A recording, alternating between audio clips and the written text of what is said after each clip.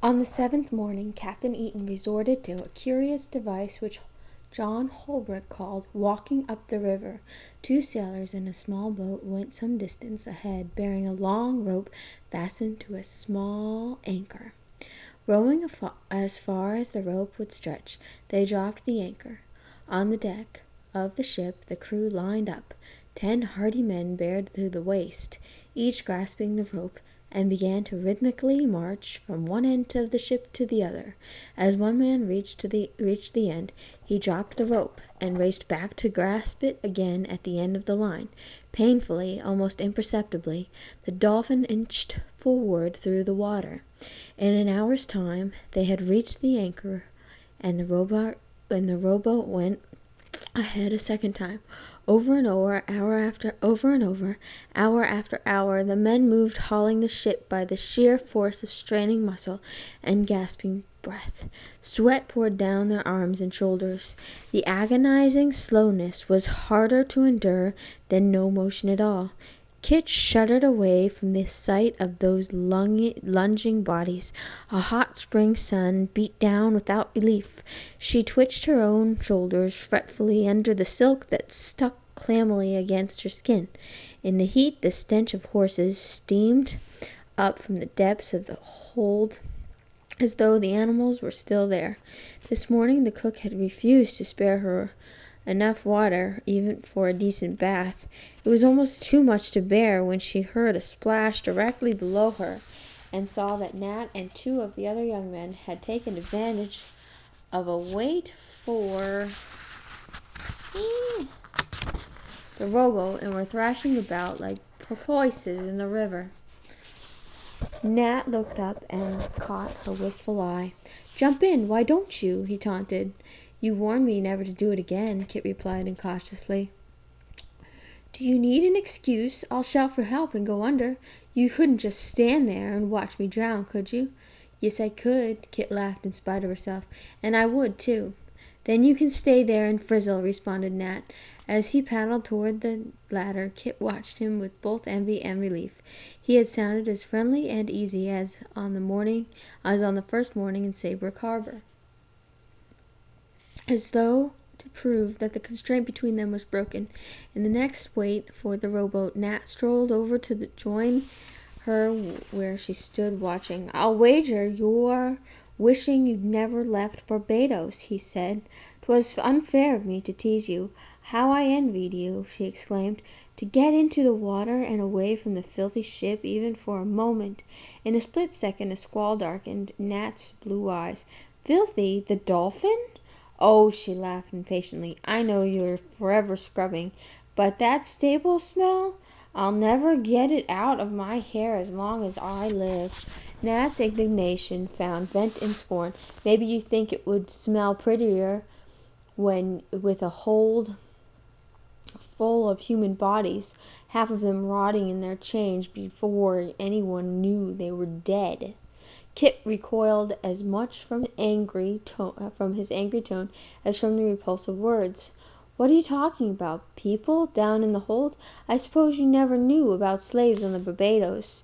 "Of course I knew. We used to own more than 100. How else could you work a plantation? How did you think they got there? Did you fancy they traveled from Africa in private cabins like yours?" She had never thought about it at all. "But don't you have slaves in America?" "Yes, to our shame. Mostly down in Virginia way.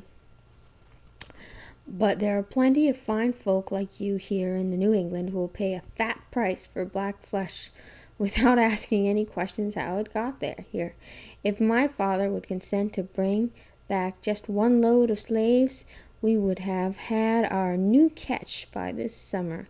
But we Eatons, we're all mighty proud that our ship has a good honest stink of horses." Nat was gone again. What a touchy temper he had. She hadn't meant to insult his precious ship. Why did he deliberately turn everything to her disadvantage? He had been just on the point of making friends. Now the trip would probably be over before she could speak to him again. And why should he care? A rude, freckle-faced sailor who took more notice of a strip of canvas than of a brocaded gown. At least John Holbrook knew how to speak with respect, but even John Holbrook did not approve of her completely. She was forever astonishing him. Last night, for instance, she had reached impulsively for the volume he held, opened it at the marked page, and squinted curiously at the words in the wan light, had read aloud.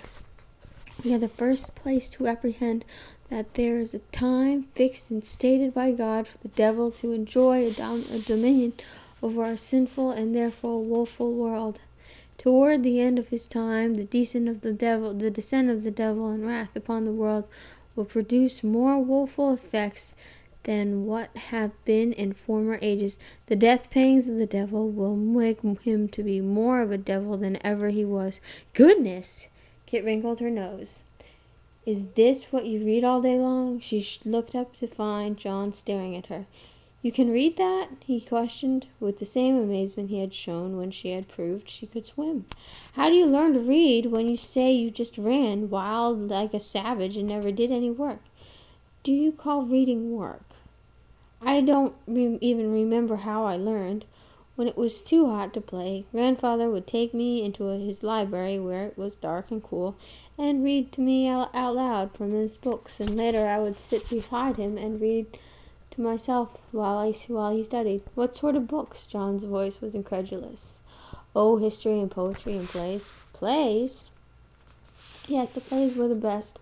Wonderful ones by Dryden and Shakespeare and Otway." "Your grandfather allowed a girl to read such things?" "They were beautiful, those plays. Have you ever read them?" John's pale cheeks reddened. "There are no such books in Saybrook. In Boston, perhaps.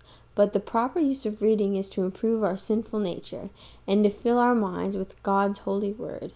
Kit stared at him. She pictured Grandfather, the blue-veined hands caressing the leather bindings, and she knew that he had not cherished his books with any thought of improving his sinful nature.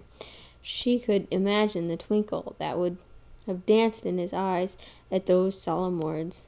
All the same, the reproof in John Holbrook's voice left her discomforted. Somehow she felt that John was always drawing back, uneasy at his friendship that was growing between them, and she herself was often repelled by the hard uprightness that lay just under his gentle voice and looks. She saw now that she could not tell him about the books she had loved any more than she could make him see the palm trees swaying under a brilliant blue sky. Page 25.